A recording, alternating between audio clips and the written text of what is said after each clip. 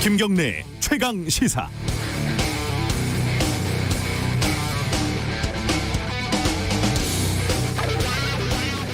김학의라는 파렴치한 범죄 혐의 피의자가 한밤중에 갑자기 출국한다는 정보를 입수했다.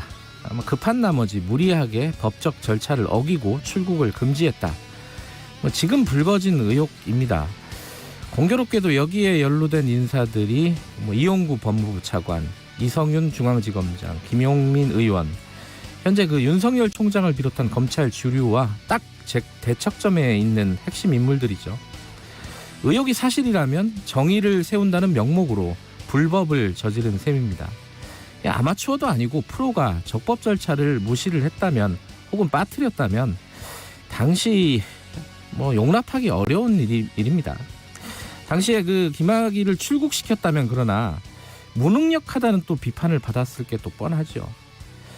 사정이 어떻게 됐든 사실관계를 밝혀서 합당한 처분을 해야겠죠. 그게 21세기 법치주의 국가 대한민국입니다. 여기에 근데 현직 부장검사가 나서서 공개적으로 구린짓거리다, 명백한 불법행위라고 성토를 하더군요. 대략 말은 맞는 말입니다. 그런데 이 기억을 더듬어 보면 김학의의 별장 성범죄 의혹이 처음 불거졌을 때 검찰 내부에서 어떤 말들이 나왔는지 기억이 혹시 나시나요? 얼굴이 뻔히 보이는 김학의 동영상이 검찰에서 무혐의로 덮어졌을 때 검찰 내부에서 어떤 말들이 나왔는지 기억이 나시나요? 동료 검사들이 룸사롱에서 업자들하고 술판을 벌이고 1인당 100만 원이 안 된다고 기소조차 되지 않았을 때 검찰 내부에서 어떤 말들이 나왔는지 기억이 나시나요? 백주대낮에 간첩 사건이 조작되고 한명숙 사건에서 증인을 조작한 의혹들이 불거졌을 때 검찰 내부에서 어떤 말이 나왔는지 기억이 나시나요? 이 선택적 편의적 수사 기소를 넘어서 선택적 편의적으로 분노만 하는 이 검찰 조직은 참 염치가 없는 집단이다, 이런 생각이 듭니다. 1월 14일 목요일 김경래 최강시사 시작합니다.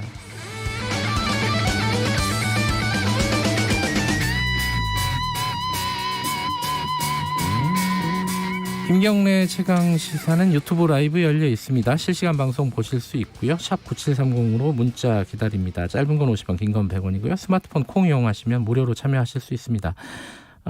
이번 주, 다음 주 2주 동안은 문자 참여하신 분들 추첨해서 10분에게 모바일 커피 쿠폰 보내드립니다. 청취율 조사 기간이니 잘 부탁드립니다. 자, 오늘은 좀 선거 얘기가 많네요. 1부에서는 서울시장 출마 선언을 했죠. 어제 나경원 국민의힘 전 의원 만나보고요. 2부에서는 부산시장 출마를 선언한 김영춘 전 국회 사무총장, 여권 출마자죠, 만나보고 3부에서는 트럼프 대통령 지금 탄핵안이 하원에서 가결이 됐어요. 임기 일주일 남았는데 현지 연결해서 이 얘기 좀 들어보겠습니다.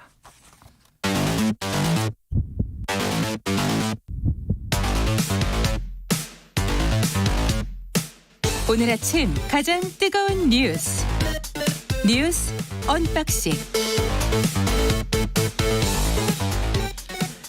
네, 민노기 기자 나와 있습니다. 안녕하세요. 안녕하십니까. 한겨레신문 하호영 기자 나와 계십니다. 안녕하세요. 네, 안녕하세요. 코로나 상황이 조금 진정세라고 할까요? 이제 완만한 하강 곡선을 그리고 있잖아요, 지금. 예. 그래서 이번 주까지잖아요. 원래 그 5인 이상 모임 금지라든가 네. 이런 것들이 어떻게 될지 좀 얘기가 좀 나오고 있나요? 일단 18일부터 적용될 새로운 사회적 거리두기 조치에 대한 이야기 나오고 있는데요. 5인 이상 사적 모임 금지, 이 방침은 아마도 유지되지 않느냐라는 관측이 우세합니다. 이번 주 넘어서도 유지된다는 관측이 있어요? 예. 현재 지금 1000명대에서 500명대까지 완만하게 곡선을 그리면서 하강하긴 했는데요. 네. 사실은 이거보다 더 추세적으로는 줄어들어야 하거든요. 네. 그 줄어들게 하면서 설 연휴를 지나겠다라는 방침으로 보입니다. 설까지 이렇게 간다는 예측들도 있군요. 일단 관측이고요. 네. 그리고 논의를 하고 있다는 거고, 네. 이 줄어드는 추세, 그러니까 확진자가 줄어드는 추세와 여론을 보고 판단을 할 것으로 보입니다. 정부 관계자들의 이야기들을 보면은 현행과 같은 사적 모임 인원이 4인 이하로 말씀드렸던 것처럼 제한할 수 있다라는 이야기가 나오고요. 네. 실제로 그렇게 기울어져 있다. 정부의 방침은 기울어져 있다는 겁니다. 야, 그러면은 뭐 설 연휴에도 친척들 좀 많이 모이고 이런 것들은 힘들 가능성도 있겠네요. 지금. 그러니까 그 명절 때 이제 모이면서 확산될 가능성을 정부는 좀 경계를 하니까요. 네. 이제 그 부분을 검토를 하는 것 같아요. 지금 그래서 이제 사실 이런 집합 금지라든가 뭐 모임 금지라든가 이런 것들이 계속되다 보니까 이 자영업자 등의 피해가 굉장히 커지고 있고 여기에서 이제 몇 가지 얘기가 나오고 있는데 하나가 이 보상을 해달라는 소송이 지금 나오고 있잖아요. 이 소송도 뭐 돈 달라는 소송도 있고 또 하나는 뭐 위헌 아니냐 뭐 이런 소송도 있고 지금 어떻게 진행이 되고 있습니까? 그러니까 그 PC방 사업주들이 예. 그 서울시의 집합 제한 금지 조치 고시에 대한 헌법소원 제기한 부분이 있고요. 네. 그리고 헬스장, 볼링장, 당구장 등 운영하는 업주 200여 명이 손해배상 청구하는 소송을 낸 것도 있습니다. 근데 특히나 주목이 되는 것은 헌법소원 부분인데요. 네. 이 헌법소원 자체가 국가가 방역에 따른 손실을 보상하는 차원에서 좀 지나친 기본권 침해 아니냐라는 시각에서 이루어지는 것이어서요. 주목이 됩니다. 헌법에서는 근데 이 재산권 같은 것들을 필요에 의하면은 제한할 수 있다고 돼 있잖아요. 예, 23조 3항 보면은요. 예. 그 공공 필요에 의한 재산권의 수용, 사용 예. 또는 제한 및 그에 대한 보상은 법률로서 하되 정당한 보상을 지급해야 한다라고 하니까요. 아, 이 조건이 있군요. 예, 정당한 제한은 보상을. 하되 예. 정당한 보상을 지급해야 한다라는 부분이 있습니다. 예. 그러니까 지금의 정부의 방역 지침이라든지 이런 것들이 위헌의 소지가 있다. 지금 이렇게 헌법소원이 들어가 있는 거고. 예, 다만 조금 더 말씀을 드리면 예. 이 제한의 경우에는 과잉금지의 원칙이라고 해서 과잉하게 그 제한을 하면 안 된다는 원칙도 있어서요. 네. 이 헌법소원 좀 두고 봐야 할 것 같습니다. 그러네요. 근데 이제 뭐 이거랑 맥을 좀 같이 하는 건데 그래서 지금 여당 쪽에서는 이걸 좀 보상을 해야 되는 거 아니냐 법으로 만들어서 네. 이런 얘기 나오고 있죠 실제로. 실제로 나오고 있고요. 예. 핵심은 영업 제한으로 피해를 본 소상공인, 자영업자에게 정부가 금전적 보상을 한다는 건데 네. 이건 재난 피해 지원금하고 좀 다른 겁니다. 네. 이를테면 뭐 인건비라든가 임대료, 소득 등을 계산을 해가지고요. 종합적인 금전 지원을 하는 방식이 될 가능성이 높은데 일단 뭐 이동주 더불어민주당 의원이라든가 강훈식 의원 같은 경우에는 비슷한 어떤 그런 법안을 발의했거나 네. 준비 중이라는 그런 보도도 있거든요. 네. 그러니까 아무래도 지금 뭐 하우영 기자가 충분히 설명을 했습니다만 코로나 3차 유행이 굉장히 장기화되고 있지 않습니까? 네. 자영업자들 인내심이 한계에 이른 그런 상황이기 때문에 네. 아마 더불어민주당 입장에서 이런 점을 감안을 한 것으로 보입니다. 이제 문제가 두 가지잖아요. 그러면은 야당이 어떻게 지금 대응을 할 것이냐 그쵸. 하는 것과 돈 어디서 구할 것이냐. 근데 야당은 어떻습니까? 좀 여기에 대해서 딱 우리는 반대다 이렇게 얘기하기도 좀 힘든 상황인 것 같고. 역시 선거 때문에요. 예. 선거 때문에 좀 조심스럽긴 합니다. 다만 이종배 국민의힘 정책위 의장이 21대 국회 임기가 시작한 직후인 지난해 6월입니다. 그때 자영업자의 경제적 손실 일부를 지원하는 취지의 감염법 예방법 개정안 그렇게 국민의힘 소속 의원 전원 동의로 아 그래요? 법안을 발의한 적은 있습니다. 예. 그리고 이런 개정안만 10여 건에 이르고요. 예. 그러하니 국민의힘에서도 딱히 반대할 수도 없고 예. 좀 추이를 지켜봐야 하지 않느냐라는 입장도 있습니다. 물론 공식적인 입장은 항상 전가희보도처럼 얘기하는 국가재정이 감당할 수 있을지 지켜봐야 한다. 뭐 이런 이야기도 우세하고요. 재정 문제는 지금 좀 돈이 이거는 지금까지 들어갔던 무슨 재난지원금 뭐 하고 차원이 좀 다를 것 같은데 그죠? 그러니까 예측을 하기가 좀 현실적으로 힘들죠. 네. 왜냐하면 뭐 지원 대상 범위 이런 것까지 다 고려를 해야 되는 데다가 네. 영업 정지라든가 영업 제한에 따른 피해액을 어떻게 산정을 할 것인가 그리고 산정된 피해액이 얼마만큼을 또 지원을 할 것인가 네. 이런 구체적인 논의에 들어가게 되면은 상당히 쟁점이 불가피할 것으로 보이는데요. 예. 2월 국회에서 이 문제가 논의가 되더라도 여야가 이 문제를 제대로 다룰 수 있을 것인가. 이게 왜냐하면 4월 재보궐선거를 앞두고 있지 않습니까? 네. 또 재보궐선거용 아니냐라는 그런 또 공격을 할 가능성이 있거든요. 야당 쪽에서. 예. 근데 앞으로 사실은 이게 1년은 더 간다고 다들 얘기하고 예. 다른 감염병이나 다른 재난이 올 가능성은 굉장히 큰 거고 그렇죠. 그러면은 뭔가 법적으로 좀 안정된 어떤 제도를 만드는 게 중요할 것 같은데 네. 뭐 선거가 아니더라도요. 그렇죠? 그렇죠. 이건 좀 뭐 먹고 사는 문제이기 때문에 좀 자세히 좀 지켜봐야 될 것 같습니다. 한 가지만 더 말씀드리고 싶은데요. 예. 그러니까 이게 지금까지 재난지원금으로 이루어진 것이 일종의 시혜적인 조치나 혜택이었다라는 시선들이 있잖아요. 네네. 이게 법으로 제정이 되면 권리가 되거든요. 내가 국가 정책에 의해서 어느 정도 손해를 감수했으니 정당하게 요구할 수 있는 권리가 주어지는 것이기 때문에 네. 이런 차원에서도 좀 바라봐야 할 것 같습니다. 뭐 이익 공유제 뭐 이런 얘기도 꺼냈잖아요. 그렇죠. 그러니까 그게 다 연결되는 얘기인데 예. 사실 그죠. 나라 밖 소식 좀 하나 알아볼까요? 아침에 뉴스를 보니까 트럼프 대통령이 이번에 두 번째인 것 같은데 그 하원에서 탄핵안이 가결이 됐어요, 그죠? 하원을 통과를 했습니다. 네. 찬성 232, 반대 197이거든요. 근데 하원 지금 분포가 민주당이 222명이고 공화당이 211명입니다. 그러니까 공화당에서 이탈표가 나왔다는 그런 얘기고요. 방금 말씀하신 것처럼 이 트럼프 대통령은 하원에서 두 번 탄핵을 한 기록을 갖게 됐고요. 네. 2019년 12월에 이른바 우크라이나 스캔들 때문에 한번 하원에서 탄핵안이 통과가 됐었는데 네. 당시에는 뭐 직권남용 이런 거였거든요. 근데 이번에는 현직 대통령인데 내란 선동을 이유로 지금 탄핵안이 가결이 돼서 현직 대통령이 내란 선동을 이유로 그 2019년 우크라이나 스캔들하고는 차원이 좀 많이 다릅니다. 이제 상원에서는 그러면 어떻게 되느냐? 상원은 이제 과반이 아니라 3분의 2죠. 예. 요건 좀 쉽지 않을 것 같다는 생각도 들고요. 일단 그 공화당이 중요한데요. 예. 공화당 의회 1인자로 알려져 있죠. 미치 메코넬 상원 원내대표가 이번 그 하원 선거에도 영향을 미쳤어요. 그러니까 탄핵 쪽으로 마음은 굳힌 상태인데 네. 실제로는 표결은 불가능할 것으로 보입니다. 말씀하셨던 것처럼 3분의 2 찬성도 어렵지만 실제로 메코넬 원내대표가 조 바이든 대통령 당선인 취임식 전날까지 상원회의 소집할 계획 없다. 뭐 이렇게 이야기하고 있어서 상징적인 차원에서 머물 가능성 매우 큽니다. 다음 주 수요일이더라고요. 현지 시각으로. 네. 그 임기가 네. 정오까지인데 일주일 남은 상황이에요. 네. 일주일 동안 진행이 될 수 있을지는 모르겠어요. 근데 미국 같은 경우에는 임기가 끝나더라도 탄핵을 추진할 수가 있거든요. 아 그래요? 네. 끝난 사람을 왜? 왜냐하면 그걸 계속 추진을 하게 되면은 트럼프가 다음 대선에 나올 수가 없기 때문에 아마 네. 민주당은 끝까지 이걸 추진할 가능성이 있습니다. 그걸 걱정하는 목소리가 있죠. 그렇죠. 4년 뒤에 또 나올 거다. 네. 지금 뭐 트위터, 페이스북, 유튜브에서도 트럼프를 차단했다 그러고 네. 참 미국도 복잡하게 돌아갑니다. 우리 3부에서 현지 연결해가지고 현장 소식 좀 자세히 들어보도록 하겠습니다. 다른 소식도 좀 알아보죠. 이 정인이 사건.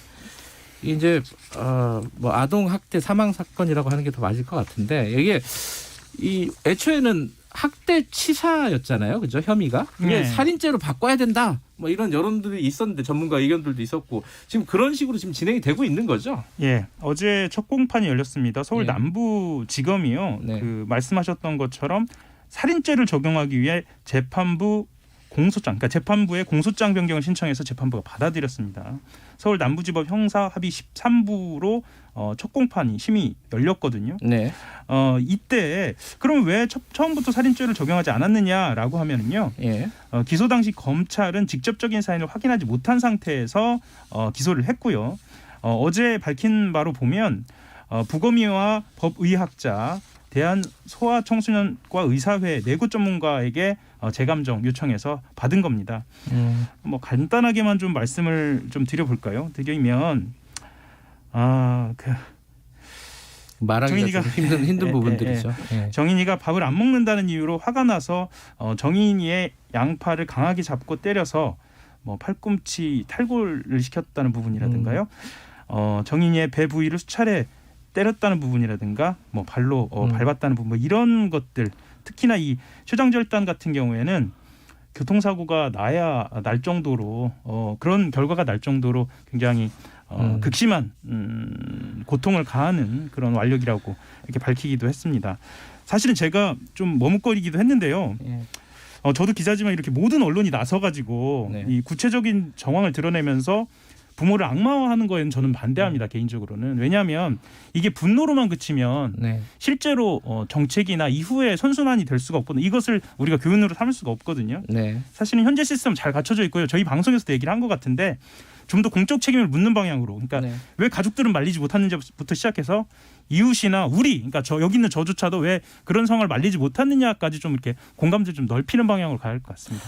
어쨌든 뭐 재판 과정에서는 뭐 당연히 양부모 쪽에서는 이걸 부인하고 있는 상황인 그렇죠. 거고 그죠. 어떤 쟁점들이 좀 복잡하게 진행이 되긴 할 것 같습니다. 지켜보고요.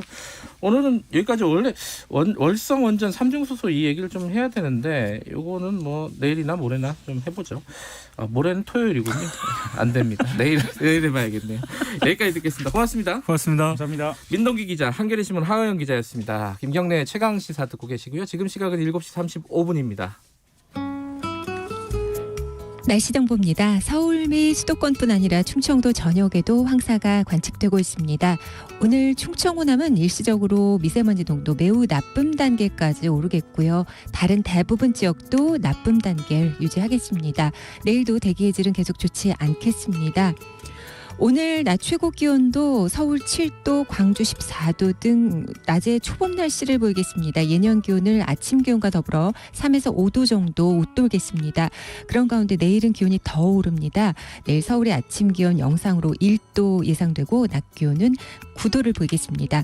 오늘은 전국이 맑겠고 아침에 안개가 짙게 끼는 곳이 있겠습니다. 낮에도 연무 주의하셔야겠습니다. 내일은 흐린 가운데 아침부터 낮 사이에 비가 조금 내릴 텐데요. 비의 양은 5에서 10mm 가량이 되겠고 밤한때 영서나 호남 등엔 눈으로 내리는 곳도 있겠습니다. 한편 강원 동해안과 북부 산지, 경북 등의 건조특보가 남아 있습니다. 지금 서울의 기온은 영하 2도, 습도는 60%입니다. 지금까지 날씨였고요. 다음은 이 시각 교통 상황 알아보겠습니다. KBS 교통정보센터의 공인혜 씨입니다. 네, 이 시각 교통정보입니다. 하루 만에 곳곳에 눈이 녹았지만 그늘진 램프 구간이나 터널 입출구 등에서는 아직 주의가 필요한데요. 수도권 제1순환선 구리에서 판교 쪽 하남 분기점 부근 5차로에서 승용차 사고가 났습니다. 뒤로 구리 남양주 요금소부터 8km 구간이나 더딘 상황이고요. 경부고속도로는 서울 쪽 기흥 부근에서 신갈 분기점 또 달래내에서 반포 사이 차가 빠르게 늘었습니다. 서울시내는 올림픽대로 공항 쪽으로 올림픽대교부터 동작대교까지 긴 정체 살펴집니다. KBS 교통정보센터였습니다. 최강 시사.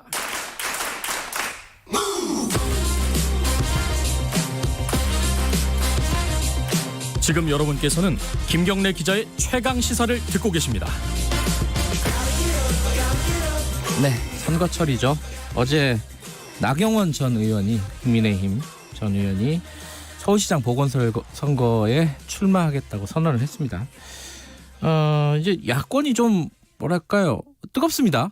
안철수 국민의당 대표, 그리고 오세훈 전 시장, 그리고 나경원 전 의원까지. 자, 나경원 전 의원 연결해서 출마 이유 이런 것들을 좀 자세히 좀 여쭤보죠. 의원님 안녕하세요. 네, 안녕하세요. 네, 저희랑 한 2주 전에 인터뷰했나요? 이게 나왔는데. 네, 그렇습니다. 네. 그때 그렇게 얘기하셨어요. 물어보니까 직접 출마를 하거나 다른 사람을 좀 도와주거나 고민 중이다. 네, 아무리 생각해도 그렇습니다. 제가 나경원 전 의원이 직접 하는 게 낫다고 판단하신 모양이죠? 네, 그렇습니다. 출마의 결정적인 이유 한 가지만 좀 말씀해 주시죠. 결정적인 이유 이렇게 말씀하시면 굉장히 답이 어려운데요. 예.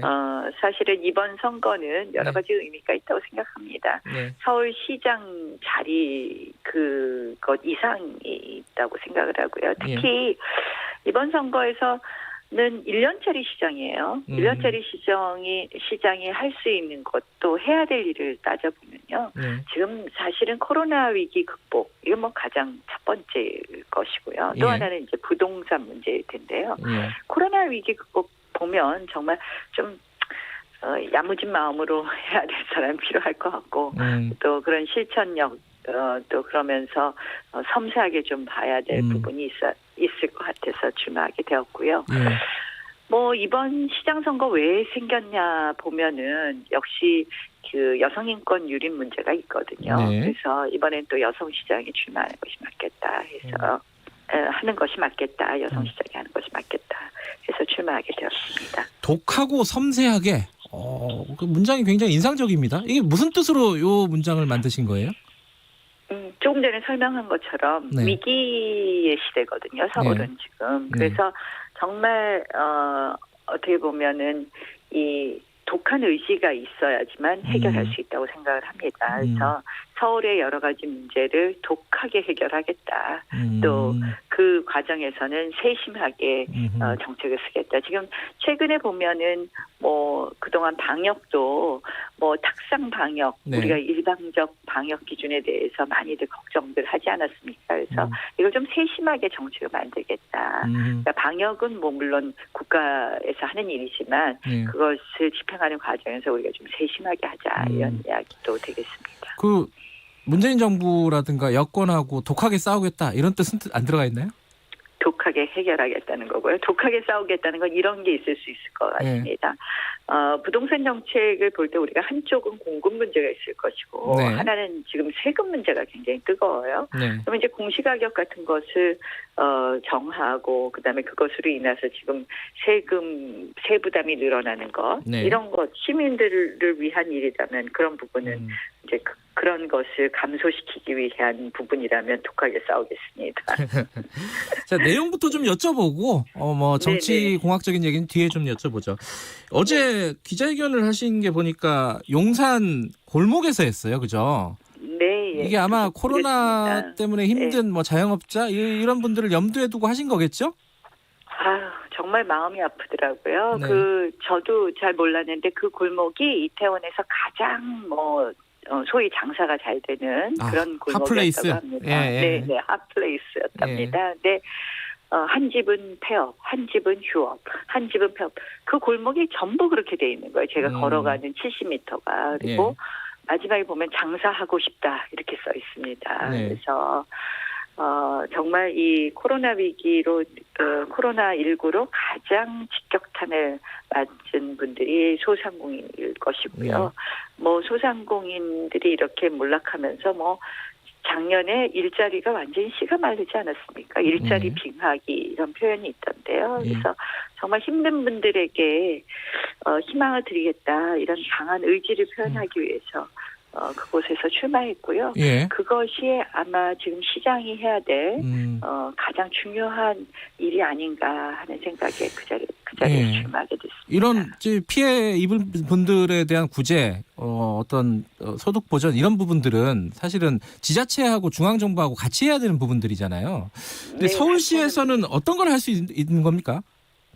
이제 좀 더 서울시가 집행할 수 있는 예산 같은 것을 더 좀 제대로 집행하는 방법이 있을 것이고요. 예컨대 이제 똑같이 일률적으로 얼마만으로는 해결 안 되는 것이 있는 거죠. 피해를 입은 만큼 우리가 보전할 수 있는 부분이 있을 거고요.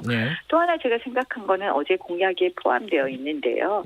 이 긴급 민생 긴급 구조기금을 한 6조 마련하려고 합니다. 서울시장이 되면 바로. 그래서 지금 가장 중요한 것이 당장의 유동성을 확보 못하는 경우가 많이 있는 거거든요. 그래서 민생 긴급 구조기금을 통해서 그 당장의 유동성 확보에 어려움을 겪는 분들을 위한 응급조치를 좀 제대로 해보겠습니다. 그래서 뭐 전월세 기간이 안 맞아서 보증금 마련하는 이런 기금은 그런 보증금 마련 못하는 분들까지 포함해서 그다음에 뭐 여러 가지 심폐소생술격적인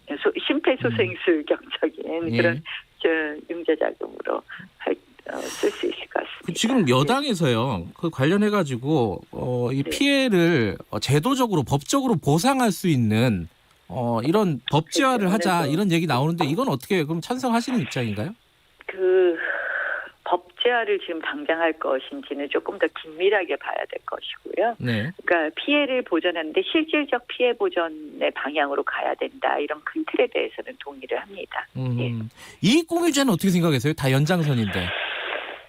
그거는 꼭 같은 쪽은 아니라고 생각합니다. 이익공유제는 실질적으로 결국은 시장 경제의 근간을 흐트릴 수 있기 때문에 제가 그 부분에 대해서는 동의하기 어렵다는 말씀드립니다. 지금 모든 후보들이요, 사실 여권이나 야권이나 다 부동산 관련해갖고 공급 확대를 다 얘기하고 있어요. 나경원 후보께서 얘기하는 부동산 정책이 다른 사람들하고 다른 차별점이 어떤 겁니까? 뭐 지금 부동산 문제는 전부 얘기하시죠. 그렇죠. 공급 확대를 다 말씀하시고 그 내용을 보면 실질적으로 들어갔을 때 큰 차이들이 없는 것 같아요. 물론 이제 여권은 조금 다른 입장에서 좀 네. 다른 입장으로 시작을 하는 것 같은데요. 네. 결국은 얼마나 빠르게 예.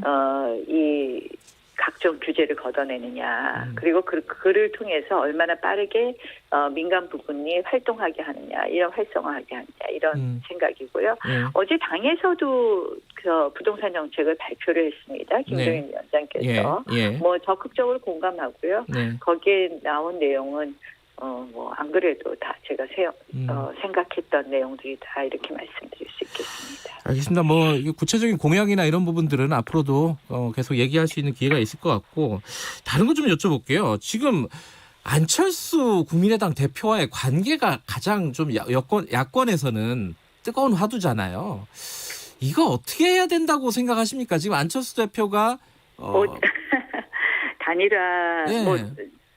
단일화 말씀해 주셔서 감사하고요. 예. 저는 단일화는 꼭 해야 된다고 생각을 합니다. 근데 네. 이제 이 단일화의 방법은 네. 저는 일단은 지금 이제 해야 될 선거가 많더라고요. 경선 해야 되고요. 그다음에 네. 이제 경선 전 네. 후에 야권 단일화 또 경선이 있을 것이고요. 네. 그다음에 이제 본선이 있을 건데요. 그래서 이거는 그 후보로 나선 사람이 마치 제가 이미 우리 당 후보가 된 것처럼 이야기하는 것은 적절치는 않다고 생각을 합니다. 그러나 제 입장에서는 네. 뭐 어떠한 룰이라도 상관없다, 이런 입장입니다. 예. 단일화를 적극적으로 추진은 하시겠다는 뜻인가요? 지금 말씀하신 거는? 뭐 지금은 이제 제가 우리 당의 후보의 한 명이기 때문에 네. 제가 뭐 나서서 뭘 하겠다 이렇게 말씀드리는 거는 적절치 않다는 말씀을 드리고요. 예. 아까 말씀한 거 그대로입니다. 예. 그러면은 지금 그 오세훈 후보 같은 당의 후보가 안철수 대표랑 엮어가지고 지금 출마 선언을 했잖아요. 이건 어떻게 보세요? 뭐 조금 충정은 이해하겠습니다만 조금 이제 아쉬운 점이 있죠. 예. 아쉽다. 네. 그 안철수 대표가 왜냐하면 이제 조금 앞뒤가 바뀐 것 같잖아요. 예. 안철수 대표가 나온다고 하면 계속 만약에 그래가지고 단일화가 어렵다고 해도 처음부터 끝까지 안철수 대표 말씀 그만하시고요. 아니 저한테 물어보셔야지. 잠깐 여쭤보는데 이거는요. 저는 이렇게 생각해요. 예. 단일화를 자꾸 얘기하는 건 너무 정치공학적이라고 생각해요. 알겠습니다. 이거는 뭐냐. 우리가 열심히 지금 경쟁해야 돼요. 우리가 어떤 시정을 하겠다. 왜 이번에 제가 해야 되느냐. 네. 이런 거에 대해서 말씀드리고 국민들께서 평가해 주시는 거예요. 예. 국민들께서 그다음에 이제 단일화에 대한 생각은 다 있으시거든요. 네. 그래서 마지막에 국민들께서 하시는 거지. 네. 이걸 뭐 우리가 지금부터 뭐 만나서 당신이 해라 내가 해라 하는 게 아니라 일단은 뭐 당당하게 경쟁하고 네. 그다음에 국민들께 평가받고 네. 그다음에 이제 마지막 순간에 어떻게 룰을 정해서 하느냐. 그건 이제 마지막 단계고 라고 생각합니다. 예. 그리고 예. 뭐 사실은 이번에 서울시장은 아까 말씀드린 것처럼 여성 문제를 했기 때문에 여성시장이 하는 게 맞다는 생각도 하고요. 네. 시장이라는 게 이제 두 가지 의미가 있는 것 같아요. 서울시장은. 한 가지는 그냥 일반 지자체보다는 훨씬 더 이 시장이란 자리는 서울시장이란 자리는 더 큰 자리라고 생각을 합니다. 그만큼 뭐 정치적 관록도 필요하고 어떻게 보면 그동안의 여러 가지 경험으로 협치를 이끌어내야 되고 뭐 국회하고도 일을 해야 될 부분이 있을 거고요. 시의회는 물론이고. 또 한편으로는 시장이란 자리는 삶을 직접적으로 만져주는 자리거든요. 네. 그래서 그런 면에서 또 섬세한 부분이 필요하지 않느냐. 그래서 제가 어제 오늘 이슈를 보니까 이 층간 소음이 막 확 이슈가 됐더라고요. 네, 코로나 때 집콕 많이 해서. 예, 전부 다 뭐 홈트 막 이랬잖아요. 그래서 제가 생각한 게 이 층간 소음 문제도 저 서울시장 되면 빨리 좀 해결을 해야 되겠다. 우리가 이제 그동안은 층간 소음 문제에 이렇게 시가 개입하거나 관이 개입하는 거 좀 소극적이었는데요. 네. 뭐 아파트나 공동주택을 지을 때 이 층간 소음을 예방할 수 있는 방지책에 대해서 좀 더 기준을 높이는 것은 물론이고 예컨대 지금 뭐 아이들 키우는 부모들은 뭐 애들 뛰지 말라고 그러고 막 굉장히 불안하잖아요. 그래서 네. 뭐 두꺼운 매트 같은 거 살 때 좀 보조도 해줄 수 있고요. 네. 그리고 뭐 이 좀 어떤 분쟁에 대해서 조금 더 적극적으로 개입하는 문제도 좀 검토할 수도 있다고 생각을 합니다. 그래서 알겠습니다. 뭐 이런 생활 이슈 같은 건 아무래도 살림의 분 좀 제가 잘할 수 있지 않을까 이렇게 생각해봤습니다. 네, 한 두 가지 정도 더 여쭤볼 건데 하나가 네. 지금 서울시장 후보로 나오시는 분들이 특히 야권에서 보면은 네. 교통방송 얘기 많이 하잖아요. 네, 김근식 그 출마 선언하신 분 같은 경우에는 교통방송을 해체하겠다, 해산하겠다, 뭐 이런 얘기도 하고요. 그 뭐 공약을 프로그램을 김어준의 뉴스공장을 없애겠다, 뭐 이런 식의 공약들이 나오고 있단 말이에요. 어떻게 생각하세요, 이런 거는? 저는 뭐 그 방송이나 이런 거의 독립성은 굉장히 보장해드려야 된다고 생각을 합니다. 네. 그만큼 또 이제 방송으로서는 그 독립성이 보장되는 만큼 공정성이 확보돼야 되겠죠. 네. 근데 교통방송은 보니까 설립 취지가 있어요. 네. 그래서 교통방송이 그 취지대로 잘 운영될 수 있도록 그렇게 하겠습니다. 예, 그걸 뭐 시장이 감나라 대추나라 하는 거는 또 방송의 독립성을 해할 수 있겠죠. 그러나 어쨌든 교통방송이 그 취지대로 운영될 수 있도록 그렇게 좀 만들어갔으면 합니다. 프로그램 폐지 이런 것들을 얘기하는 거는 방송 독립 침해하는 거다. 뭐 이런. 네, 저는 그거를 시장이 직접적으로 이야기하는 건 맞지 않다고 생각을 합니다. 그러나 교통방송의 설립 취지, 뭐 교통에 대한 정보를 제공하고 교통방송은 사실은 그 종합방송이나 뉴스 방송이 아닐 겁니다. 교통방송 설립 취지가. 네. 그래서 교통에 대한 정보를 제공하는 게 가장 중요한 설립 취지일 겁니다. 그래서 그런 것에 맞춰 방송이 될 수 있도록 하는 것은 필요하다고 생각합니다. 서울 시민들이 듣고 계실 텐데, 많이들 듣고 계실 텐데, 자, 서울시 지금 현재 가장 큰 문제가 뭐라고 생각하십니까? 서울시의 가장 큰 문제요? 예. 네. 뭐 말씀드렸지만 코로나로 인한 삶의 피폐 이게 가장 큰 문제라고 생각을 합니다. 그래서 말씀드리지만 이 의료 붕괴도 중요하지만 실질 의료 붕괴가 되지 않도록 우리가 여러 가지 대책을 마련하는 것도 중요하지만 지금 삶의 붕괴에 이르렀다. 그런 점이 가장 큰 문제라고 생각을 하고요. 코로나로 인해서 뭐 20, 30대는 뭐 일자리 지금 구하기 다 포기했죠. 뭐 또 30, 40대는 아이들 학교 안 가니까 또 부모들 아이들 학교 안 가는 거 어떻게 좀 여러 가지 애들 케어를 해줘야 되잖아요. 그래서 다 삶의 붕괴가 지금 제일 큰 문제 아닌가 알겠습니다. 생각합니다. 뭐 내용 문제는 앞으로 차차 얘기 나눌 기회가 있을 것 같습니다. 여기까지 드릴게요. 고맙습니다. 네, 고맙습니다. 나경원 국민의힘 전 의원이었습니다. 1부 여기까지고요. 잠시 8시에 2부로 돌아옵니다. 안녕하세요. 3기 신도시를 디자인하는 LH 오복인 가장입니다. 3기 신도시는 어떤 모습일까요? 서울 도심까지 30분대면 도착하고 수소버스가 달리는 스마트한 미래교통도시, 100% 국공립 유치원과 안전한 통학로로 아이 키우기 좋은 도시, 보다 넓은 공원과 국내의 도시 디자인 전문가가 참여해서 만든 쾌적한 도시. 우리 아이들과 이런 도시에서 살아보는 건 어떨까요? 상상만 했던 똑똑한 도시가 오늘의 일상이 됩니다. 2021년 7월 사전 청약에서 만나보세요. 이 캠페인은 국토교통부 한국토지주택공사와 함께합니다. 그저 두렵고 피하고 싶은 방사성 폐기물. 방사성 물질이 일상에서 유용하게 쓰인 후 배출된 것이라는 점 알고 계신가요? 신약을 통해 치료받을 수 있는 사람이 더 많아지겠어. 더 나은 미래를 만들어가는 연구소에서도 비파계 검사 결과 이 건물은 균열과 결함 없이 안전하네요. 건물의 안전을 검사할 때도 전기 없는 세상은 상상할 수도 없죠. 원자력 발전소에서도 우리의 일상 속에서 배출되는 방사성 폐기물 안전하고 철저하게 관리하겠습니다. 방사성 폐기물 관리 전담기관 한국원자력환경공단. 지역과 주민 스스로가 할 일을 직접 결정할 수 있도록 32년 만에 지방자치법이 전부 개정되었습니다. 주민이 정책 결정에 참여할 수 있는 권리가 신설되고요. 주민이 조례를 직접 제안할 수 있게 됩니다. 지역은 스스로 하는 일이 더욱 많아지고 주민에게 지방자치 정보를 적극적으로 공개해야 합니다.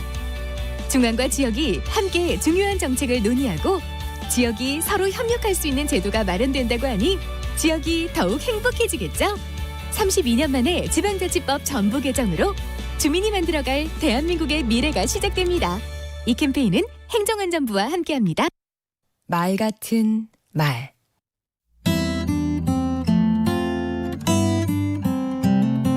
안녕하십니까, 강원국입니다. 당부사항, 당부 말씀, 학교 다니면서 그리고 직장에서 많이 듣던 말이죠. 당부는 윗사람이 아랫사람에게 하는 부탁입니다. 그러므로 당부라는 말 안에 본시 권위적 속성이 배어 있습니다. 그렇기 때문에 당부에 성공하려면 수평적 관계를 강조해야 합니다. 그렇지 않으면 지시나 명령이 되니까요. 당부는 호소와도 차이가 있습니다. 호소는 감정에 의존하는 측면이 강하지만 당부는 논리적이고 이성적으로 접근합니다. 하지만 경우에 따라 호소의 성격을 빌려올 필요도 있습니다. 그런 경우 우리는 신신당부한다, 간곡히 당부드린다고 하지요. 당부는 충고나 지적과도 다릅니다. 충고, 지적은 고칠 점을 말하는 것이지만 당부는 더 분발했으면 하는 점을 말합니다. 잘하고 있다. 그런데 이런 점이 부족하니 보완해달라는 식입니다. 꾸짖음이나 훈계와도 다르지요. 이소무화처럼 꾸짖음과 훈계가 찬바람으로 행인의 옷을 벗기려는 시도라면 당부는 스스로 외투를 벗게 하는 따뜻한 햇볕에 가깝습니다. 그래서 당부를 잘하려면 먼저 칭찬해야 합니다. 그런 후에 부족한 점을 얘기하고 향후 목표도 함께 제시하는 겁니다. 당부한 이후에는 보상책을 제시해 주는 게 바람직합니다. 희생만을 강요해서는 당부대로 되지 않을 공산이 큽니다. 당부대로 했을 때 뭔가 얻을 수 있다는 기대감을 심어줘야 합니다. 정해줄 게 없으면 나도 함께 하겠다는 말이라도 해야지요. 가정이건 조직이건 사회건 당부대로만 잘 돌아가도 아무런 문제가 없습니다. 물론 좋은 당부라는 전제하에 드리는 말씀입니다. 강원국의 말 같은 말이었습니다.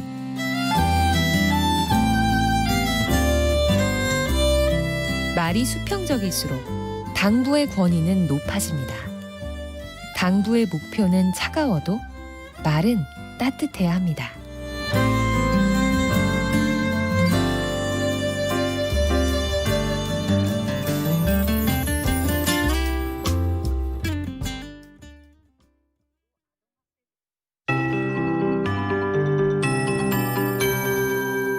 KBS 58분 날씨.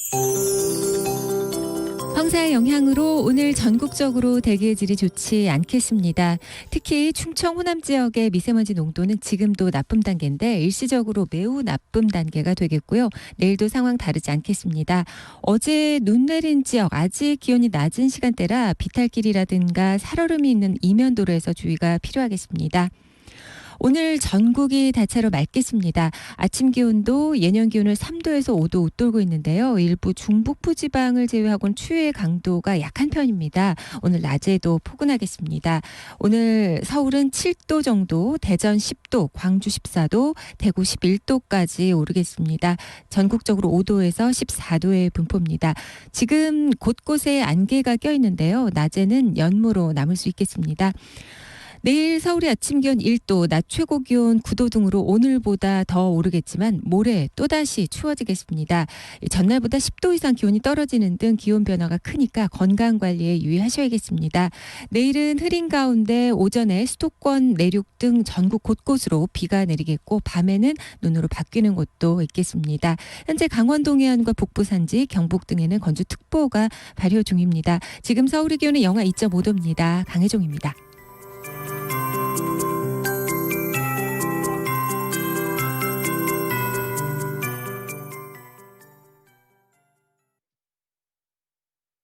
정성을 다하는 국민의 방송 KBS가 8시를 알려드립니다. AM 711kHz, FM 97.3MHz, KBS 1라디오입니다. HLKA.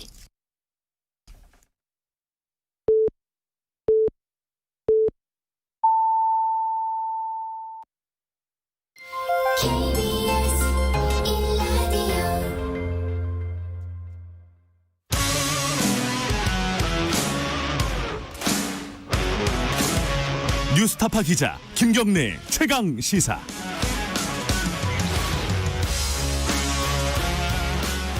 김경래 최강 시사 2부 시작하겠습니다. 부산 선거도 있는데 이게 아무래도 이게 참 서울 선거보다는 조명을 많이 받지는 못합니다. 하지만 부산시장도 굉장히 중요한 선거이기도 하고, 그리고 지금까지는 그리고 여권에서 아직 공식적인 출마 선언이 없었어요. 그 부분도 좀 아마 얘기가 덜 되는 부분에 한 영향을 준 것 같습니다. 드디어 민주당에서 후보를 냈습니다. 김영춘 전 국회 사무총장이 공식 출마 선언을 했고요.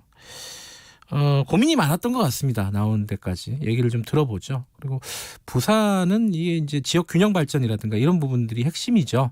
관련된 얘기 좀 자세히 좀 여쭤보겠습니다. 김영춘 전 국회 사무총장 연결합니다. 안녕하세요. 예, 안녕하세요. 김 기자님, 김영춘입니다. 예. 근데 이제 호칭을 전 국회 사무총장 그러니까 다른 후보하고 구별이 잘 안 돼요. 뭐라고 할까요? 그래서 전 해수부 장관으로 해주시면 구별이 되겠습니다. 알겠습니다. 그 일을 오래 했으니까요. 알겠습니다. 전 장관님. 네.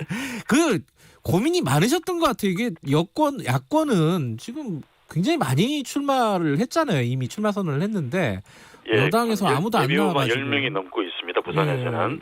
여권 안 나와가지고 이거 어떻게 되는 거냐 이게 다들 보고 있었는데 뭐 어떤 게 제일 고민이었습니까? 일단 저희들 입장에서는 전임 시장이 잘못해서 이 보궐선거가 생겼기 때문에 시민들께 죄송하기도 하고 민망하기도 해서 조심하는 그런 입장이었고요. 저 같은 경우는 애초에 그 작년 4월 말에 그 사건이 생겼을 때 민주당 후보를 안 내야 된다고 생각을 했어요. 아하. 물론 저도 안 나가야 된다고 생각을 했고요. 그래서 5월 달에 국회의장께서 저한테 국회 사무총장직을 제안했을 때 선거에 나가지 않는다는 마음을 먹고 이제 동의를 했습니다. 그런데 그 이후에 또 서울시장 도선까지 생기고 수도 서울과 제2도시 부산을 동시에 여당이 후보를 안 낸다라는 것이 참 부담이 커졌고 그 결과 이제 작년 연말에 민주당이 후보를 내기로 당은 당기를 고쳤지 않습니까? 그 상황에서는 저도 당의 결정에 따라야 된다고 생각을 했고요. 더욱이 부산은 서울과 달리 경제적으로 아주 힘든 그런 위기의 도시입니다. 인구도 25년 동안에 50만 명이 감소를 했는데 그 원인이 좋은 일자리가 없기 때문에 청년들이 다 빠져나가서 그렇거든요. 이런 위기의 부산에 지금 한 앞으로 1, 2년 사이 지금 시장으로 뽑히게 되면 임기가 1년인데 앞으로 1, 2년 사이에 부산의 앞으로 20, 30년을 좌우할 수 있는 그런 큰 결정들이 이루어집니다. 가덕도 신공항도 그렇고 엑스포 유치 심사를 통과하기 위한 준비도 그렇습니다. 그래서 이런 시기에는 집권 여당의 좀 책임 있는 정치인이 어려운 상황이지만 총대를 메고 나서는 게 맞다. 그런 마음으로 출마를 결심하게 되었습니다. 총대를 메는 심정으로 지금 사실은 아까 말씀하셨는데 해수부 장관 말씀하셨잖아요. 그걸 하실 때 지방선거가 있었잖아요. 그죠? 예. 그때 김영춘 당시 장관 출마해야 된다 이런 얘기들 꽤 있었어요. 여권에서도. 예, 그때 부산에서 요구가 많았습니다. 네, 그때 안 나오신 거 후회하지 않으세요? 지금 생각하면? 뭐 결과적으로는 제가 그때 출마를 했더라면 이번 보선도 없을 수 있지 않는가 그런 차원에서는 뭐 자책이 되기도 합니다. 그런데 그 당시에 제가 장관 맡았을 때 우리나라 최대 선사인 한진해운이 파산을 하고 해운 산업이 반토막이 난 상황이었고요. 1년에 매출이 1년에만 10조 원이 줄었습니다. 조선 산업은 반에 반토막이 나 있었고요. 수주 가뭄으로. 이런 상황에서 해운 산업과 조선 산업을 같이 살릴 수 있는 해운 재건 계획을 세우고 있었는데 이 계획이라도 정부 계획으로 통과를 시켜야 제가 나갈 수 있다고 생각을 했는데 예상보다는 그 과정이 굉장히 길어졌습니다. 그 바람에 출마를 못하게 됐는데 결국 해운 산업은 좀 살리고 조선 산업에도 가뭄의 단비처럼 좋은 그 결과를 줬지만 부산 시장에는 못 나가게 돼서 이런 일들이 벌어지지 않았을까 그런 자책을 하는 거죠.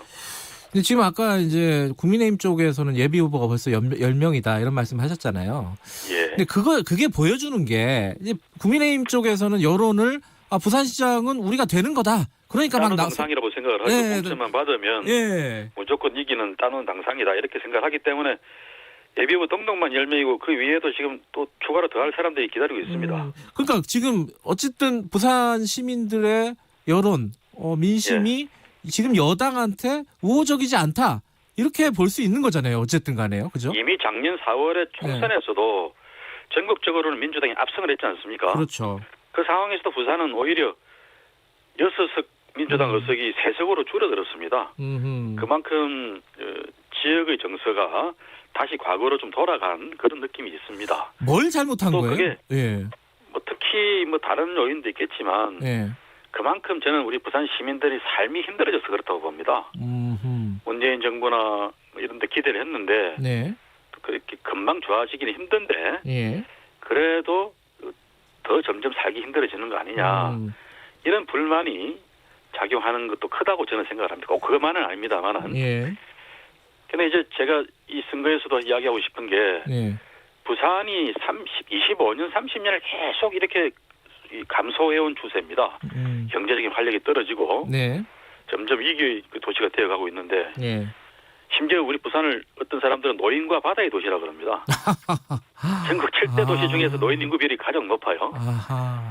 좋은 일자리, 대기업 일자리가 없으니까 청년층, 장년층들이 다 빠져나가 버리니까 아이들도 줄어들고 이런 그 위기의 도시 부산을 다시 이렇게 세우는 게 2, 3년 만에 금방 그렇게 되는 건 아니지 않겠습니까? 앞으로 10년, 20년을 내다보고 투자를 하고 재설계를 해야 되는데 그런 재설계, 그 부산의 운명을 바꾸는 그런 재설계를 이번 보궐선거에서 해봅시다. 이렇게 말씀드리고 싶어요. 지금 부산 인구가 몇 만이죠? 작년에 340만 명 선이 무너져서 지금 339만 정도 됩니다. 예전에 막 400만 도시 막 그랬었잖아요. 예, 그렇습니다. 자, 그 부산의 이런 위기의 핵심은 뭡니까? 뭐 때문에 이런 일이 벌어지는 거예요? 부산이 과거에 7, 80년대까지는 경제가 좋았습니다. 전국에서도 뭐 다른 지역에서 많이 일자리를 찾아서 살러오는 도시가 되었었는데 그때 부산은 초기에는 경공업 중심이었고요. 그 이후에는 부산, 경남, 울산 지역 전체가 이제 중화공업의 어떤 그 메카가 되었지 않습니까?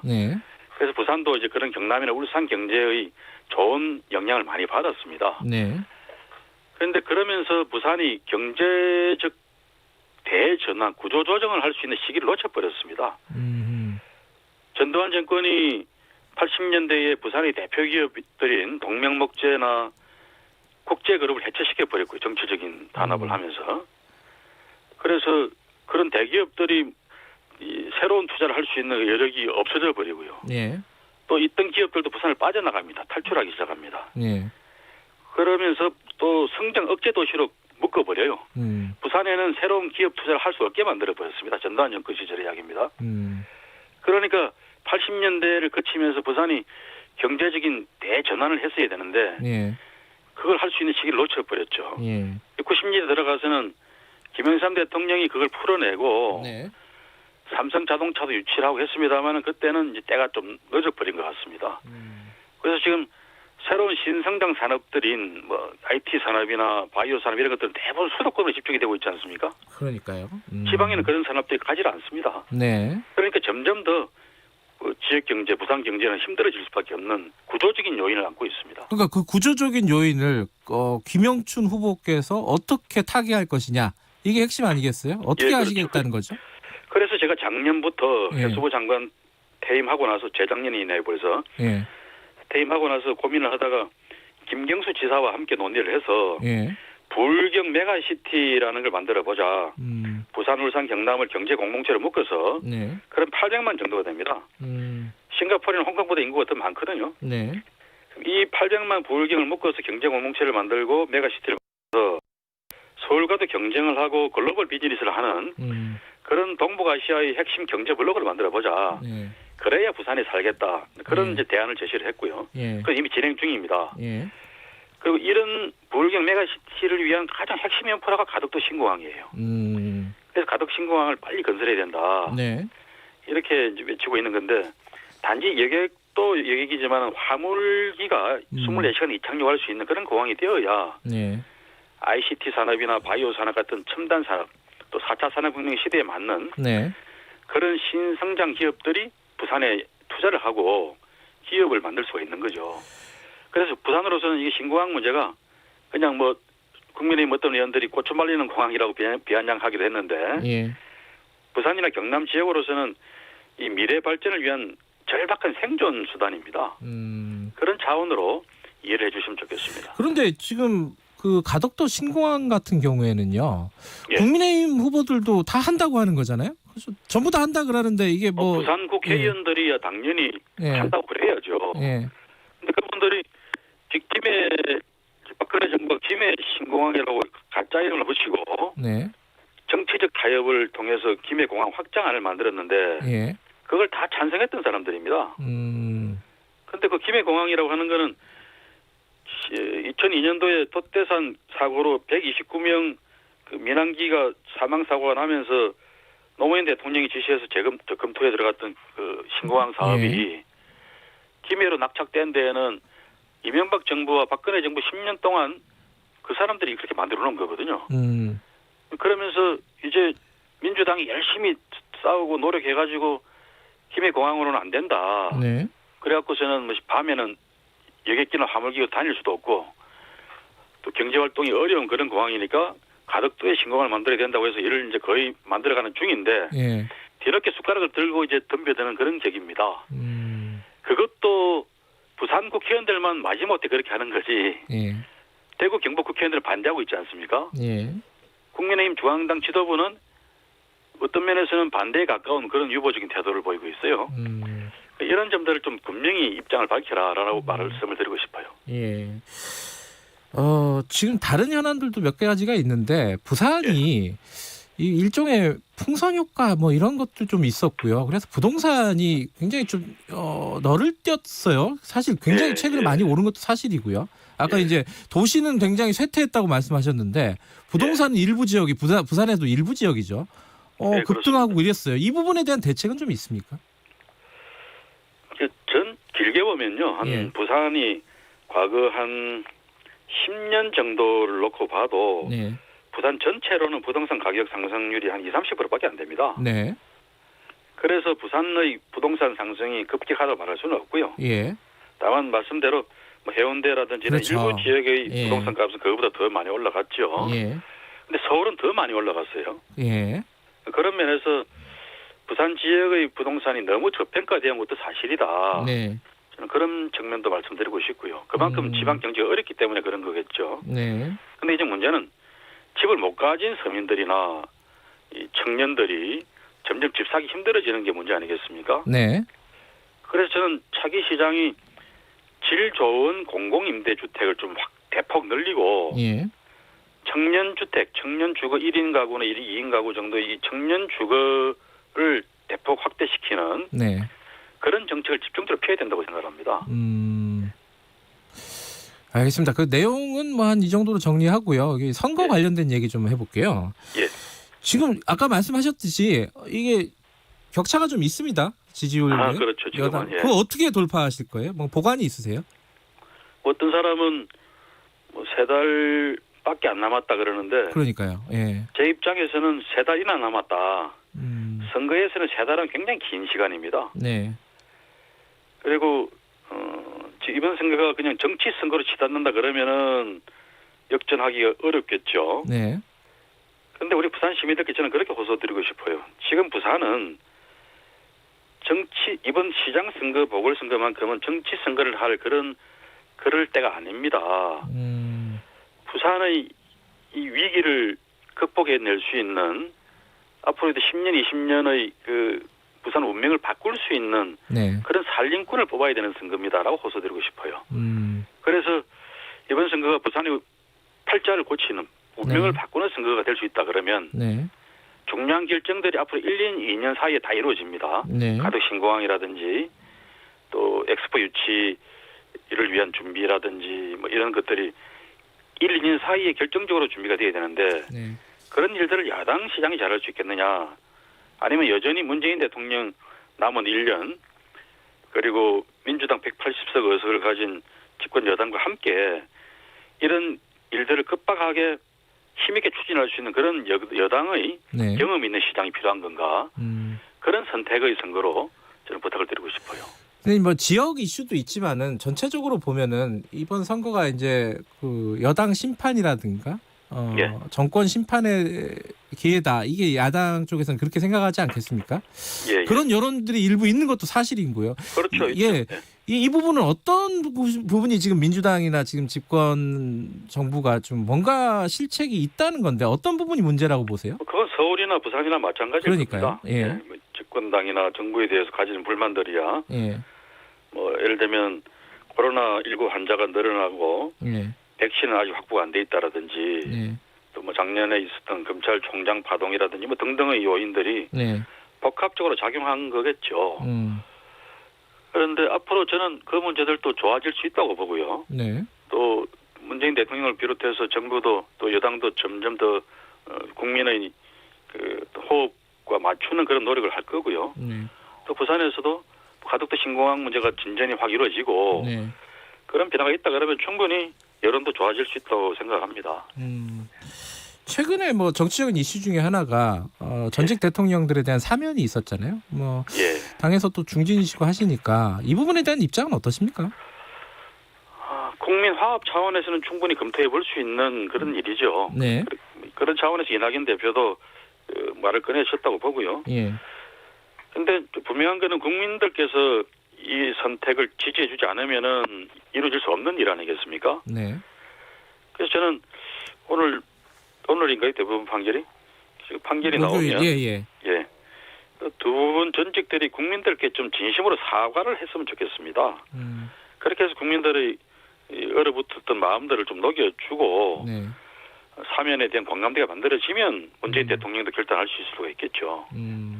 그렇게 생각합니다. 근데 그 사면 얘기를 지금 여당 대표가 꺼낸 거잖아요. 그래가지고 좀 저는 뭐 문제 제기는 해볼 수 있다고 생각합니다. 그게 워낙 우리 사회가 지금 갈갈이 찢어져서 적대적인 분열, 정오가 판치는 그런 사회가 됐지 않습니까? 예. 그런 것들을 씻어낼 수 있는 하나의 계기는 될 수 있지 않을까라는 뭐 선의의 발로라고 보죠. 이게 이제 코로나 상황도 좀 여쭤봐야 되는데 지금 여러 가지 이제 얘기들이 나오잖아요. 이게 피해 입은 분들을 어떻게 보상할 것인가, 뭐 법제화를 해야 된다, 뭐 이익 공유제를 해야 된다, 뭐 여러 가지 얘기가 나오고 있는데 지금 경기도에서 이재명 지사가 재난지원금을 독자적으로 보편 지원을 할 방침을 지금 추진하고 있잖아요. 이거 어떻게 보십니까? 이거는 이제 나중에 부산시장을 만약에 하시더라도 이 부분은 여러 가지로 고민이 될 것 같은데 이 정책 혼선 아니냐 이런 식의 비판도 있고요. 단적으로 말씀드리면은 경기도는 부산보다 훨씬 살림이 좋은 데입니다. 그렇죠. 수도권이니까요. 경기도에서 다 그냥 보편적 지원금을 주게 되었을 때 부산 시민들한테는 부산시가 나눠줄 수 있는 돈이 없어요. 그렇게 경기도만큼 할 수 있는 여력이 없다는 이야기죠. 그래서 저는 재난지원만큼은 뭐 일부 시도에서 조금 차별적인 정책은 펼 수 있겠지만 큰 흐름은 중앙정부와 각 지방정부들이 공동 보조로 맞춰서 같이 갔으면 좋겠다. 그런 생각입니다. 물론 이제 저는 뭐 지금 국민의힘이 말하듯이 아주 제한적인 지원만 하자 이건 좀 찬성하지 않습니다. 코로나19 때문에 수입이 감소한 그런 그 생계 위협 상태의 시민들에게 누구나 좀 지원을 확대했으면 좋겠어요. 지금 우리나라가 주요 국가들, 특히 선진국 그 레벨의 국가들 중에서는 재난지원금 예산이 가장 적은 나라 아닙니까? 지금 미국도 얼마 전에 보니까 뭐 거의 우리나라 기준으로는 어마어마한 상상을 초월하는 그런 재난지원금을 풀던데요. 국가 총생산 규모나 국가 부채 비율 대비로나 우리나라가 미국이나 영국이나 독일, 일본 이런 나라보다 훨씬 적은 재난지원금을 편성하고 있습니다. 알겠습니다. 그런 것들을 우리가 좀 오래 과감하게 이 위기의 가게들에게 지원을 대폭 해주고 예. 확대해주고 내년부터 정상화되면 장기 계획으로 갚아 나가면 됩니다. 그런 차원으로 적극적 재정 정책을 폈으면 좋겠다는 게 제 생각입니다. 금전 보전을 법제화하는 거에 대해서는 찬성하시나요? 법제화까지는 좀 같이 논의를 해봐야 될 문제가 있습니다. 그래요. 알겠습니다. 오늘 여기까지 듣죠. 고맙습니다. 네, 고맙습니다. 예, 민주당 부산시장 후보 출마 선언한 김영춘 전 해수부 장관이었습니다. 공정하고 깊이 있게 오늘 하루 이슈의 중심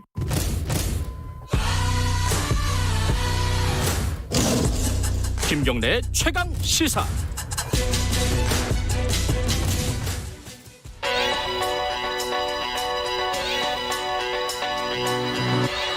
최강 시사 윤태곤의 눈. 의제와 전략그룹 더모아의 윤태곤 정치분석실장 나와 계십니다. 안녕하세요. 네, 안녕하세요. 오늘은 선거 얘기가 많네요. 예. 서울시장 선거 얘기 좀 할까요? 예. 나경원 전 의원 좀 전에 우리 방송에 나오셨는데 서울시장 선거 그중에서 좀 야권 이야기 해볼까 싶어요. 예. 야당은 지금 선거만으로 보면은 좀 분위기가 좋은 편이라고 봐야 되나요? 그렇죠. 분위기가 좋은데 좋으니까 경쟁도 치열해진다. 그렇겠죠. 그렇죠. 분위기가 안 좋으면 뭐 서로 안 나가려고 그러고. 부산시장 예비후보가 10명이라 그러니까. 그러니까요. 예. 예. 지금 그러니까 이제 여권 지지율이 떨어지면서 야권 지지율이 올라가고 서울시장 후보군들의 지지율도 야권의 총합이 여권의 총합보다 커요.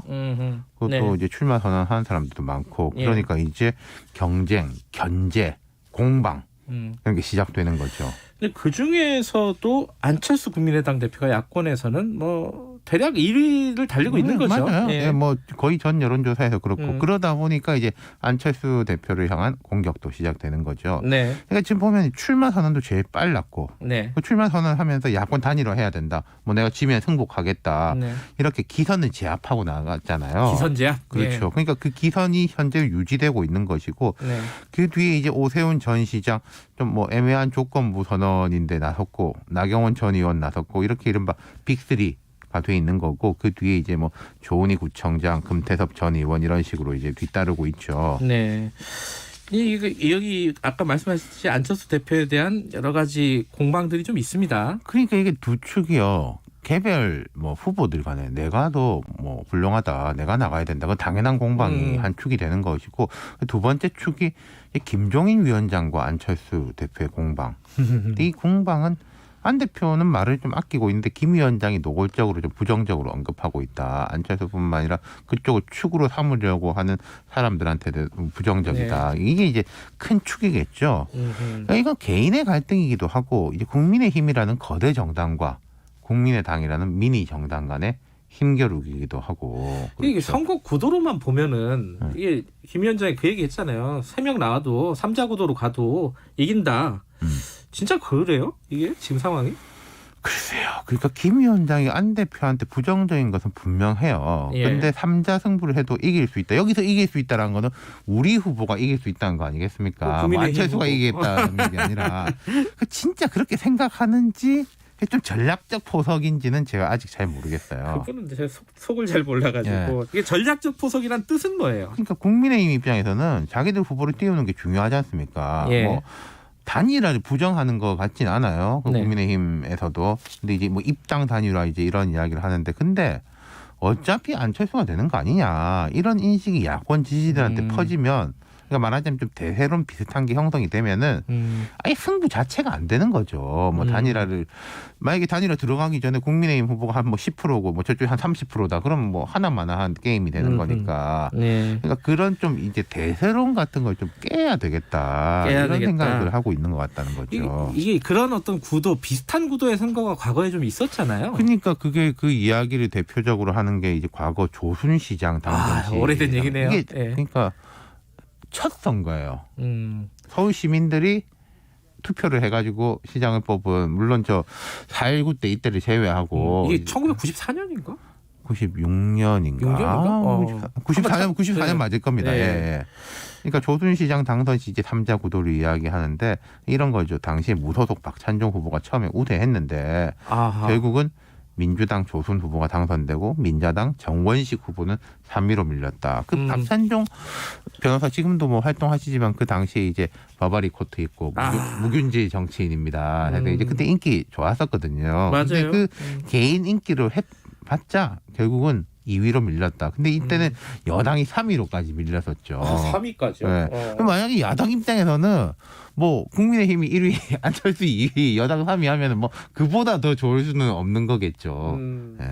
근데 지금이 그때랑 그 90년대랑 비슷한 거냐 진짜로. 그러니까 자, 비슷한 점도 있고 다른 점도 있는 게 일단 거대 정당의 파워, 큰 선거라는 게 결국 유권자들이 양당으로 쏠리는 현상이 있다. 그렇죠. 될 쪽으로 실어주자. 뭐 이런 분위기들이 있다. 그게 이제 유사한 점이겠죠. 그러니까 안철수 대표 같은 경우에 지난번 대선 2017년 대선이라든지 2018년 서울시장 선거에서 뭐 최소한 2등은 할 거 아니냐 이렇게 봤는데 결국은 다 3등에 그쳤다. 뭐 그때랑 비슷한 거 아니냐 그런 거죠. 다른 건 뭐예요? 다른 점이 있죠. 그때 박찬종 후보는 독자 노선이었습니다. 진짜 3후보였던 거예요. 나는 이제 여야 다 아니다. 단일화 이런 뭐 얘기도 안 새로운 하고. 정치를 해야 된다. 근데 어찌 보면 박찬종 후보가 그때도 김영삼 전 당시 대통령 가까운 느낌이 있었어요. 김대중 대통령 쪽보다는. 결국은 나중에 그 신한국당에 합류해가지고 대선 경선도 나가고 그럽니다. 이 서울시장 선거 끝난 이후에. 그러네요. 근데 지금 안철수 대표는 나 야권 후보다. 라고 명확하게 자임하고 있는 거잖아요. 네네. 그 제3의 길이 아니라. 그러니까 메시지나 스탠스도 뭐 야당 야권. 메시지지. 그리고 이제 뭐 국민의힘 구성원 중에 상당수 김종인 위원장하고 사이 안 좋은 분들은 좀 이제 안철수 이야기도 많이 하고 있는 것이고. 그리고 또 하나, 제가 김종인 위원장한테 좀 죄송하지만은 뭐 이런 말씀 들어도 섭섭할 분은 아니니까 당시에 조순 후보 뒤에는 김대중 전 대통령이 있었습니다. 가장 강력한 야권 대선 주자가 힘을 실어주는. 김대중 전 대통령 지지자 입장에서는 우리 이제 김대중 총재가 대통령이 되려면 조선을 당선시켜야 된다. 그런 그림이 있었던 거거든요. 근데 김종인 위원장이 여러 역량이 뛰어나지만 대선 주자가 아니잖아요. 그렇죠. 좀 복잡한데 어쨌든 이 뭐 단일화, 뭐 삼자구도 뭐 어떻게 되겠습니까 이거? 그러니까 뭐 저기 국민의힘 보면 새 인물 영입 시도도 계속 한다 이런 이야기도 계속 들리고는 있어요. 맞아요. 뭐 그게 될지 안 될지는 잘 모르겠지만 저는 어찌 됐건 해서 야권 단일화가 되긴 될 것 같다 이번에는. 지지층의 압박이 워낙에 강하고 그 사람보다 그 당이라든지 이 반민주당 정서 이게 더 크기 때문에 사람이 더 큰 게 아니라. 근데 이제 단일화라는 게 원래 쉽지 않습니다. 말로야 서로 뭐 상처를 주지 말자 그러지만은 뭐 그런 경쟁이 어디 있겠어요. 그렇죠. 그러니까 지금 나경원 전 의원 같은 경우에 오세훈, 안철수 두 사람이 겨냥해서 포문도 열었고 오세훈 전 시장도 뭐 본격적으로 나선다면은 할 말이 많겠죠. 네. 그러니까 이 야권 후보군들은 대정부 전선인데 상호 간의 전선, 이 이중 전선으로 되게 터프한 경쟁을 벌일 것 같다. 근데 이게 야당 전체의 지지율이 유지되면 그나마 좀 괜찮아요. 근데 만약에 여권이 도로 올라가고 야권이 좀 낮아지는 가운데 이런 내부 경쟁이 치열해지면 아주 상당히 다른 상황이 전개될 수도 있을 거다. 이런 말입니다. 안철수, 오세훈, 나경원 어쨌든 이 빅3 구도는 안 바뀔까요? 근데 뭐 영입을 어떤 깜짝 인사를 우리가 아니 과연 이 사람이라고 할 인물이 뭐 나올지 그걸 한번 보죠. 뭐. 그러게요. 궁금하네요. 여기까지 됐죠. 고맙습니다. 감사합니다. 윤태곤 실장이었고요. 2부는 여기까지 하고요. 잠시 후 3부에서는 김기식의 식스센스 그리고 미국 상황 좀 알아볼게요. 트럼프 대통령 복잡하게 돌아가고 있습니다. 일부 지역국에서는 해당 지역 방송 보내드립니다. 지금 위로가 필요하세요? 저는 당신의 지친 삶에 대자연의 위로를 선물하는 농어촌입니다. 자연의 청정함이 그리우세요? 저는 온실가스와 미세먼지를 잡아 지구를 지키는 농어업입니다. 건강한 먹거리를 고집하시나요? 저는 7천만 한반도의 건강한 먹거리를 책임지는 농어민입니다. 국민을 위해 아낌없이 주는 나무. 농어업 농어촌은 국민 모두가 지켜야 할 가장 위대한 유산입니다. 이 캠페인은 대통령 직속 농어업 농어촌 특별위원회와 농림축산식품부, 해양수산부가 함께합니다. 요즘 속 터지고 답답한 뉴스만 머리가 아프다. 아이고 지끈지끈해 그런 사람들 있지 않습니까? 그러면은 주진우 라이브 들으시면 저희가 정리 잘 해드릴 테니까 걱정 마시고요. 자, 일로 오십시오. 주진우 라이브로. 코로나 시대에 시사 매일 오후 5시 5분 주진우 라이브 2021년 새해에는 이런 뉴스가 들렸으면 좋겠습니다. 코로나19 신규 확진자 한 달째 영영 기록하고 있습니다. 이번엔 쟁점 법안이 여야 합의로 통과됐습니다. 우리나라 경제 성장률 5%를 달성했습니다. 희망찬 소식을 전하는 그날까지 시사본부가 함께하겠습니다. 평일 낮 12시 20분 오태훈의 시사본부. 지금 시각은 8시 30분입니다. KBS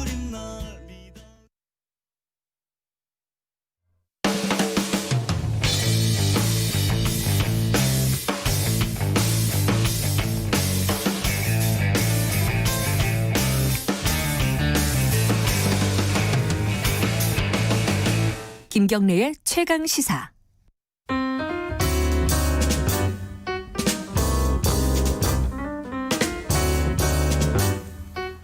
더 나은 미래를 위해 오늘의 정책을 고민하는 시간입니다. 김기식의 정책 이야기 식스센스 김기식 더 미래연구소 소장님 나와 계십니다. 안녕하세요. 예, 안녕하세요.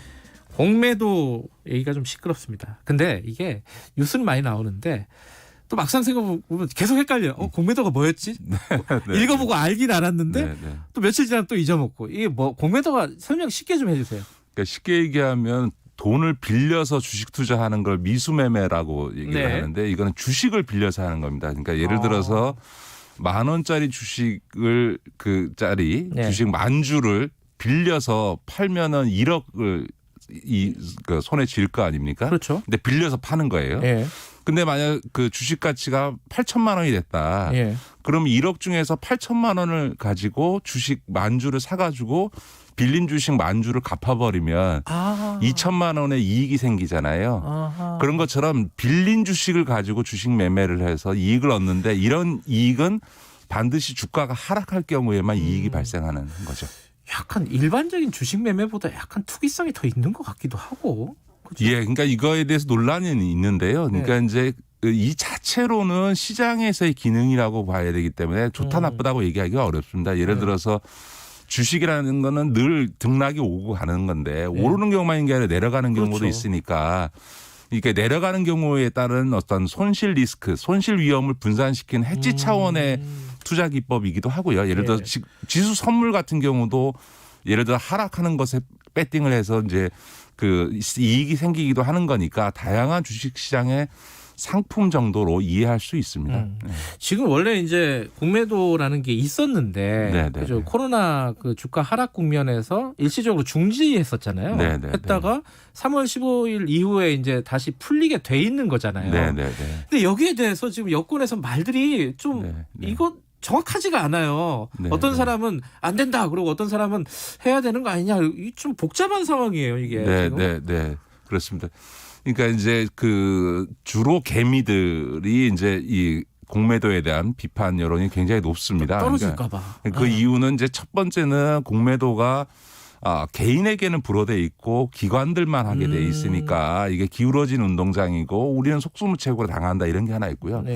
또 하나는 공매도라고 하는 게 이게 주가 하락을 부추기거나 하락폭을 더 크게 만든다. 그래서 개미들만 공매도 할 수 없는데 손실이 더 커진다. 이런 것 때문에 불만을 제기하는 건데요. 이 공매도 자체는 사실은 좀 중립적입니다. 과거에도 이 2008년도 리만 브라더스 사태 때 같이 금융위기 때 공매도를 일시 금지시킨 적이 있는데 그 뒤에 해제했을 때 일시적으로 개별 종목에 따라서는 주가 하락에 영향을 미친 건 있지만 전체적으로 보면 크게 영향을 미치는 게 없는 게 사실입니다. 그런 점에서는 이 공매도를 제기할 거냐 말 거냐라고 하는 문제는 지금 당장에 있어서는 논란이 될 수 있을지 몰라지만 그러니까 그 자체로서는 뭐 문제가 있다고 보기는 어려운 거죠. 그럼 시기적으로 뭐 지금 할지 말지는 논란이 있을 수 있지만 어차피 하긴 해야 되는 거다 이런 말씀이신 건가요? 그런데 정부가 3월에 그 이제 그 공매도를 금지해 놓은 기간이 종료되면 바로 이제 재개하겠다라고 하는 것은 결론적으로는 저는 부적절하다고 생각합니다. 제 생각은 그래요? 이 주식시장이 조정장이 반드시 올 건데요, 올해. 그 조정장이 온 다음에 공매도를 재개해 주는 게 맞다. 다시 말해서 공매도를 허용은 다시 해주되 그 시점을 3월 중순에 그 금지 기간이 풀리니까 그냥 무조건 해준다라는 식으로 시기를 못 박는 것은 매우 부적절하다는 겁니다. 왜냐하면 지금 이제 코로나19로 인해서 전 세계의 정부들이 다 돈을 풀었지 않습니까? 재난지원금 형태로. 네. 그러다 보니까 과잉 유동성으로 인해서 전 세계 주식시장이 다 단기간에 급등을 했고요. 예. 이게 버블이 있는 게 맞습니다. 그렇기 때문에 제가 보기에는 올해 반드시 조정장이 옵니다. 그 조정장이 올 텐데 지금 만약에 공매도를 3월 달에 기계적으로 이제 기간 끝났으니까 그냥 바로 재개한다 이렇게 될 경우에 이 공매도 재개 허용이 이 조정장을 촉진하거나 혹은 조정장에서의 개별 종목에 따라서는 일시적으로 주가 하락폭을 키울 수 있습니다. 그럴 경우에는 개미들의 어쨌든 불만과 손실이 커질 수 있는 부분이 있기 때문에 한 차례 조정장이 온 다음에 그때 가서 시기를 못 박지 말고 조정장이 언제 올지는 모르겠습니다만 그 조정장이 온 다음에 공매도를 재개하는 것이 정책적으로 옳다. 근데 이거를 굉장히 기계적으로 또 제도에 뭐가 문제 있냐 이러면서 3월 중순에 이제 기간 끝나니까 해제한다. 재개 허용해준다. 이렇게 가는 건 옳지 않다 이렇게 봅니다. 그러니까 금융위가 그런 입장이잖아요. 네네. 정해져 있는 날짜대로 간다. 좀 유연하게 좀 접근하자는 말씀이신데 네. 공무원들은 항상 그렇게 안 하는 것 같아요. 네, 정해지면 간다. 일단 뭐 상황이 바뀌더라도. 그런데 지금 말씀하신 시기의 문제도 있는데 본질적으로 예를 들어 이제 민주당의 박용진 의원 같은 경우에 그런 주장을 하는데 이게 굉장히 기울어진 운동장이다. 개미들한테. 그 외국인들과 기관들한테만 유리한 제도다. 이걸 손을 봐야 된다. 제도를. 더 손을 봐서 이 운동장을 좀 바로 세워놓고 하든지 말든지 해야 되는 거 아니냐. 이 부분은 어떻게 생각하세요? 이제 그 문제는 두 가지입니다. 하나는 이제 기관들만 허용돼 있고 개인에게는 불어돼 있는 이 문제가 하나 있고 또 하나는 공매도가 주가 하락을 부추기거나 심지어는 주가 조작이나 불법 행위의 수단이 된다라고 그런 하는 의혹들이 건데 많죠. 지금 후 두 번째 주가 조작이나 불법 공매도와 관련해서 이번에 국회가 법을 통과시켜서 이 그 불법 공매도에 대해서는 형사 처벌을 할 수 있는 과거 과태료가 아니고 아예 형사 처벌을 할 수 있는 근거 조항도 만들었고 특히 유상증자를 하면서 공매도를 해가지고 이게 일종의 시세 차익을 노리는 이런 이제 악용되는 소지와 관련해서도 유상증자에 참여한 사람은 공매도를 못하거나 공매도를 한 사람은 유상증자에 참여하지 못하도록 금지하는 등의 제도적 보완이 있기 때문에 불법 행위는 어떻게 해도 불법하는 거야 불법하는 거니까 그거는 이제 처벌하는 수밖에 없는 거죠. 그러니까 그래서 완벽하지는 않지만 공매도가에 대해서 이제 그 악용될 수 있거나 하는 불법의 행위에 대한 제재나 이런 부분들은 상당히 보완한 건 사실입니다. 개인에게도 허용해야 된다고 보세요? 지금 일본이 이제 개인에게도 허용을 하고 있습니다. 이걸 이제 왜 기관에게만 지금 허용돼 있는 거는 주식을 빌려주는 거잖아요. 국민연금도 주식을 이 공매도에 빌려줍니다.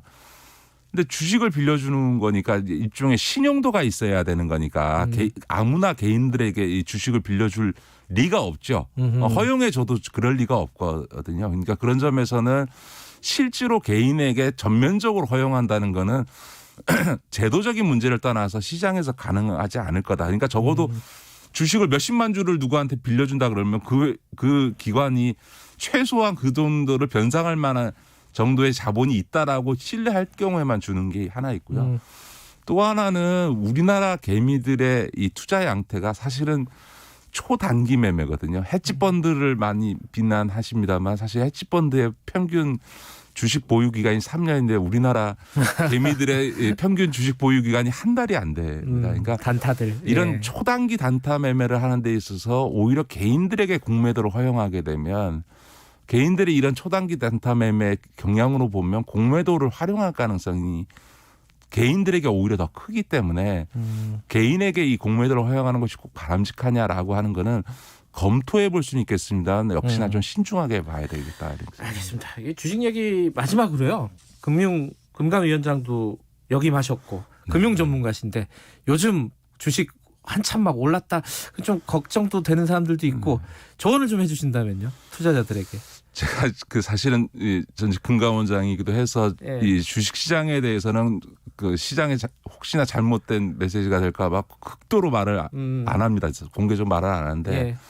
그럼에도 불구하고 말씀하신 한 말씀 드리면 투자자들께서 올해는 아까도 말씀드렸던 것처럼 전 세계 증시, 특히 한국 증시가 가장 단기간 내에 급등을 했기 때문에 반드시 조정장이 온다. 그러니까 주식의 일정한 기간 동안 하락하는 조정장이 온다. 심지어 외국의 이제 전문가들 중에는 버블이 너무 심하기 때문에 네.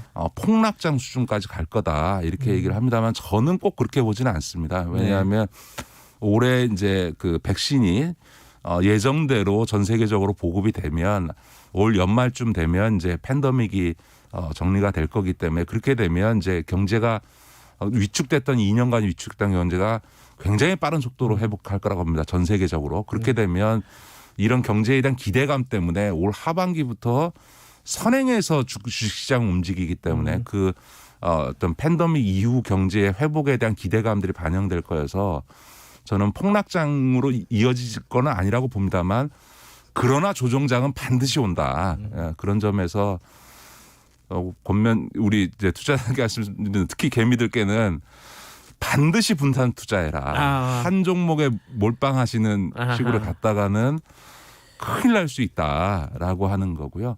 또 하나는 어떤 이런 조정장이 왔을 때 이게 일종의 패닉 투매하면 오히려 더 손해를 크게 본다. 그러니까 소위 실적 있고 성장 가능성 있고 이런 데들 중심으로는 분산 투자를 해서 길게 보고 장기 투자를 해야 된다. 왜냐하면 절대로 마지막 드릴 말씀은 2020년과 같은 수익률을 생각하고 올해 주식 투자하시면 큰일 납니다. 그러니까 그건 2020년은 코로나로 인해서 정말 그 저점을 찍은 다음에 이게 반등해서 올라온 거기 때문에 2020년과 같은 주식 수익률은 다시 없다 이렇게 생각하시고 그냥 은행 이자보다 더 수익이 나면 만족이다 이런 마음으로 주식 투자를 하신다면 그렇게 하셔라 이 말씀 드리고 싶습니다. 사람 욕심이 끝이 없어가지고요. 조정장은 반드시 온다. 분산 투자하고 장기 투자하시라. 네, 그리고 공매도는 시기를 3월 달로 못 박지 말고 조정장이 온 다음에 재개해 주는 것이 맞다. 네, 알겠습니다. 얘기 하나만 더 해보죠. 이게 다른 뉴스가 워낙 많아가지고 많이들 이제 다루지 않은 뉴스 중에 하나인데 작년에 인구가 감소했어요. 자연 감소. 이게 처음이라면서요. 태어난 사람보다 사망한 사람이 더 많다는 거잖아요. 그죠? 이게 경제적으로 진짜 큰일입니까? 어느 정도예요? 이게? 예, 이건 이제 경제 사회적 파장이 크죠. 저는 지금 대한민국의 최대 문제는 인구 감소라고 생각합니다. 다른 그 무엇보다도 중요하다고 생각하는데요. 왜냐하면 일본이 20년 장기 불황에도 불구하고 버텼던 가장 큰 이유는 일본이 수출대국인 것 같지만 경제 75%가 내수 경제인데 내수 시장 규모가 인구가 1억이 넘기 때문에 일종의 자체적으로 돌아갈 정도의 사이즈가 되는 겁니다. 그러니까 인구가 감소한다는 거는 시장의 규모가 축소된다는 거기 때문에 인구가 감소되는 국가가 국가 전체적으로 성장하는 일은 없거든요. 그러니까 국가에 거의 존망이 걸린 정도의 수준의 일이다. 그러니까 경제에 있어서 시장 사이즈가 줄어드는 문제인 거고요. 더군다나 이제 인구가 줄어든다는 건 경제활동 인구, 자칫 일을 해서 돈을 버는 인구가 줄어드는 거니까요. 당연히 그것이 경제에 있어서 소비에 직격탄을 주기 때문에 물건을 파는 기업들은 팔 수 있는 데가 특히 내수 기업들은 팔 수 있는 사이즈가 줄어드는 문제도 있는 거고 사회적으로 보면 우리가 세금을 걷어야 복지를 하는 거잖아요. 최근에는 뭐 재난지원금 논란도 있습니다만 국가는 땅 파면 돈이 생기는 게 아니라 국민의 세금으로부터 그렇죠. 재원을 마련하는 건데 경제활동 인구라는 게 바로 세금을 내는 사람들이잖아요. 근데 경제활동 인구가 줄면 세금을 부담할 사람이 줄어드니까 당연히 국가가 재정을 동원하는 데 있어서 제약이 오게 되죠. 그렇다고 해서 인구는 줄어드는데 경제활동 인구는 줄는데 세금을 더 거두려고 하면 세율을 자기 소득의 50% 70%까지 걷어야 되는데 그걸 누가 받아들이겠어요. 그러니까 다시 말해서 인구의 감소는 경제뿐만 아니라 복지제도 근간 자체를 무너뜨릴 수가 있습니다. 그러니까 현재와 같은 복지제도가 유지될 수 없는 그런 상황이 될 수 있다는 거죠. 이게 뭐 세부적인 정책들을 하나하나 다룰 시간은 없겠지만 어쨌든 큰 그림에서 보면은 지금까지 뭐 무슨 TF니 범정부 뭐 위원회니 뭐 온갖 걸 다 만들어 가지고 저출산 문제를 해결해 보자고 노력해왔던 건 사실이잖아요. 근데 이게 왜 안 되는 거고 그럼 뭘 어떻게 해야 되는 건지 이게 이제 핵심일 것 같아요. 그동안은 저출산 문제를 역대 정권마다 가장 큰 과제로 두고 많은 지원을 했습니다. 예를 들어서 제일 큰 문제가 취업 문제, 주거 문제, 육아 문제 아닙니까? 그래서 육아 지원 정책도 굉장히 많이 내놓고 신혼주택에 대한 부부에 대한 주택 지원 문제도 하고 이런 지원인데 물론 저는 더 이런 육아의 사회화라든가 젊은 층에 대한 어떤 공공임대주택의 제공이나 같은 주거 안정 정책이라든가 일자리 정책 등 이런 것도 굉장히 중요합니다만 사실은 그런 어떤 사회경제적인 문제를 떠나서 젊은이들의 혼인에 대한 인식의 변화, 혼인, 결혼, 출산에 대한 인식과 문화의 변화라고 하는 것에 훨씬 더 주목할 필요가 있습니다. 일본의 사유리 씨가 결혼하지 않고 출산을 했지 않습니까? 제가 아는 20, 30대 여성들 중에서는 자기는 아이를 낳을 생각은 있는데 결혼할 생각은 없다라는 겁니다. 그거는 이제 우리는 아직도 여전히 유교적인 가부장적 문화가 있기 때문에 결혼해서 남편과 시댁과의 관계에서 묶이고 싶지 않다 이런 게 되게 강한 것도 있고요. 또 그 혼인제도라는 법률혼 제도에 대한 굉장히 강한 반대가 있는 거죠. 그래서 결혼했다가 나 헤어질 수 있는데 괜히 호적에 이혼했다 이런 건 남는 거 싫다 이런 것도 있는 거거든요. 그런 점에서 보면 프랑스가 사실 우리나라처럼 유럽에서 가장 출산율이 떨어졌다가 극적으로 지금 1.98명까지 올라갔거든요. 네. 그 중요한 계기가 생활 동반자법이라고 그래서 우리가 아는 이런 법률적 혼인이 아니고 그냥 같이 살면 법적으로 결혼한 부부와 동일한 법적 지위를 주고 복지 혜택을 주는 이런 제도를 도입했습니다. 그래서 지금은 프랑스에서 그러니까 같이 사는 부부의 반이 법률혼이고 반이 이런 비법률혼인 생활 동반자들 이것을 이럴 때부터 출산율이 급격히 올라가기 시작합니다. 그러니까 출산율은 20대의 배우자를 남성이든 여성이든 배우자를 만나는 게 제일 출산율을 높이는데 제일 중요하고요. 어쨌든 출산을 하려면 남녀가 같이 살아야 되지 않습니까? 그렇죠. 이제 그런 점에 있어서 이런 최근 젊은 세대들의 문화나 인식의 변화를 반영해서 저는 어떻게 보면 생활 동반자법의 제정이야말로 우리나라 이 출산 대책에 있어서 가장 획기적이고 전향적인 대책이 될 거다. 그런 점에서는 국가의 최대 과제가 되고 있는 이 저출산 문제에 대해서는 정말 과감한 지원과 발상에 있어서도 과감한 전환이 좀 필요하다. 저는 그렇게 봅니다. 맞습니다. 하늘을 봐야 별을 타죠. 문팔라스님이 김기식 소장님의 시각에 늘 감탄합니다. 오래오래 방송해 주세요. 오늘도 좋은 말씀 감사합니다. 네, 고맙습니다. 김기식 더미래연구소 소장이었습니다. 지금 시각은 8시 47분이었습니다. 김경래 최강시사는 짧은 문자 50원, 긴 문자 100원인 문자번호 샵 9730 무료인 어플 콩으로 참여하실 수 있습니다. 유튜브 라이브로도 함께합니다. 미국 상황 좀 알아보죠. 미국 트럼프 대통령이 하원에서 탄핵안이 가결이 됐다 이런 뉴스 아침에 들어왔고요. SNS, 트위터, 페이스북, 유튜브 이런 데서 대통령을 차단해버렸다. 계정을 정지시켰다. 이런 얘기도 있고요. 참 미국이란 나라 어떻게 지금 돌아가고 있는 건지 미국 현지 연결해서 얘기 좀 들어볼게요. 워싱턴 업데이트 박상현 칼럼니스트 연결돼 있습니다. 안녕하세요. 네, 안녕하세요. 예, 이게 지금 탄핵안이 하원에서 가결이 되면은 이제 상원으로 넘어가서 임기가 일주일밖에 안 남았는데 그게 처리가 되는 겁니까? 되든 안 되든 어쨌든 어떻게 예측들을 해요? 미국에서는요?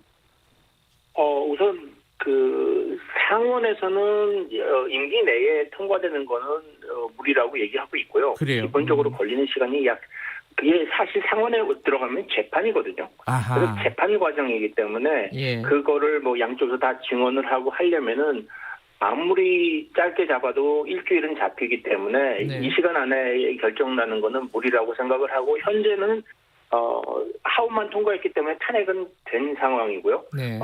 나중에 이제 그 재판을 거쳐서 이제 그 죄를 확정하는 과정은 아마 임기가 끝난 후에 진행할 것 같다고 합니다. 그러면 지금 대통령의 직무는 정지가 돼 있는 건가요? 법이 어떻게 돼 있나요, 미국은? 미국은 좀 달라서 직무 정지는 아닙니다. 그래요? 직무 정지는 아니고 네. 예, 그냥 재판을 기다리게 되는 거죠. 그러면은 지금 어쨌든 임기가 일주일밖에 안 남았는데 민주당에서 이렇게 적극적으로 탄핵을 추진하는 이유가 뭐라고 봐야 됩니까? 사실 그 하원 민주당에서 민주당 하원 하원 의장인 낸시 펠로시가 첫 번째 그러니까 재작년이었죠. 그 탄핵을 할 때만 해도 민주당 하원 의원들이 선거를 앞두고 있기 때문에 선거에 영향을 미칠까봐 굉장히 전전긍긍했었거든요. 근데 이번에는 선거가 다 끝나지 않았습니까? 11월에. 그래서 이제 앞으로 하원 의원들은 2년 동안의 시간이 있기 때문에 다음번 선거를 걱정해야 되지 않아서 이번에는 반드시 트럼프를 제대로 처벌해야 된다는 생각이 강한 거죠. 다음 선거에 못 나오게 하겠다. 뭐 이런 측면도 있는 거예요?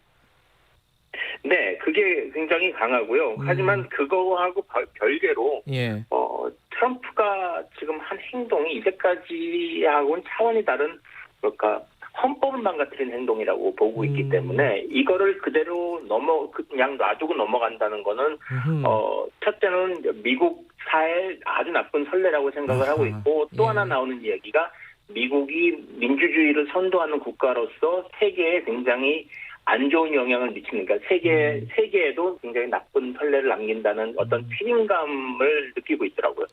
단순한 뭐 정치공학적인 얘기가 아닐 수도 있겠군요. 지금 그 트럼프 대통령이 각종 SNS에서도 다 차단이 됐다, 계정이 정지가 됐다. 이 트위터, 페이스북, 유튜브요.